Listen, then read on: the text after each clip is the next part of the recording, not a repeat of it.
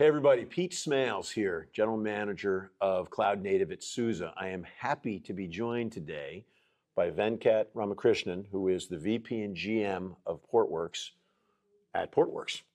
At Pure Storage. At Pure Storage. Thank you for the clarification here. SUSE virtualization is a bridging strategy to manage VMs and containers next to each other with the additional flexibility of not just the storage, obviously the data management as well, but maybe expand on that. What we are seeing is that as these enterprises scale their deployments, as more and more applications come into containers, there's generally been, like a resistance towards running two different estates. Like there's a bunch of VM estate that runs the legacy apps that's based on kind of the legacy industry standard hypervisors, and then containers on a modern hypervisor control plane like Kubernetes, right? So we are already seeing the shift where customers were basically saying, customers were already on Kubernetes, said, why am I running these two different estates? How can I unify them, right? So with the market pressures and the pricing pressures in the market, we see that accelerating a lot, right?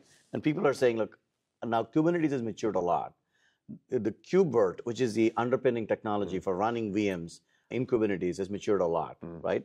And let me move my VM, the apps that run the VMs and VMware or the other similar platforms to a Kubernetes-based infrastructure and run them on KubeVirt, right?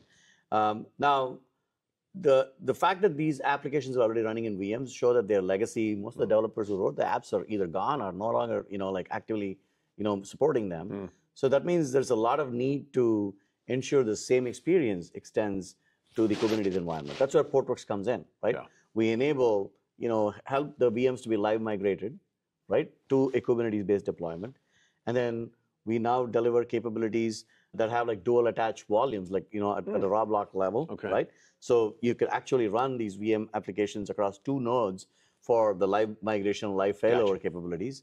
And then we're bringing capabilities like storage vMotion and storage DRS. So customers get the exact same experience they've been getting, which is critical for them because these are mission critical enterprise applications that are running in VMs. And they don't behave like microservices apps. The apps are done for microservices, right? So you have to deliver a consistent experience. But customers, again, don't want to manage multiple stacks. So we have to deliver the same experience for containers as well and unify it.